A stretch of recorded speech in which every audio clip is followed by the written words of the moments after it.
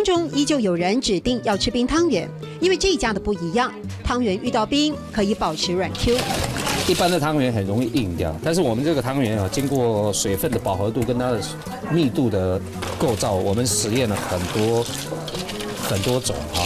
冰镇汤圆的好吃秘诀，让没有座位的小小店面成了小巷弄里的名店。原本是后院菜圃改建，带点怀旧气氛。老板江醒文最爱顺势说从前，看到有几株桂花，我们引发奇想，就说，哎，这个地方就是成为我们以后要来的地方。附近公司员工爱溜来这里荞白摸鱼的场景，20年转眼已在背后。喜欢文史工作的江醒文，用故事吸引客人共鸣。我会用导览的解说图，然后做一个吸引，不然我就说，祈愿我送你们一瓶桂花酿。墙面上密密麻麻的签名，相本里的留影，都是江醒文努力耕耘的印记。一碗冰汤圆，许多回忆。曾经是阳光进不来的窄巷，如今人气满档。充满使命感的老板，希望来来去去的人啊，嘴里尝着甜，心底留下南庄的美。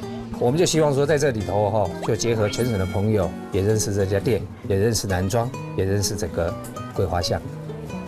好山好水就把它带回去，这是留下最深刻的印象的一个最主要的一个用心呢。对，所以看到唔同欢喜，看到唔同欢喜，对，看到唔同欢喜。见到你真开心，对吗？奶妹黑，我也是，我也是。在狭窄的桂花巷里的这个柜台，其实是一个文化窗口，它让大家更有机会贴近南庄的客家文化还有意思。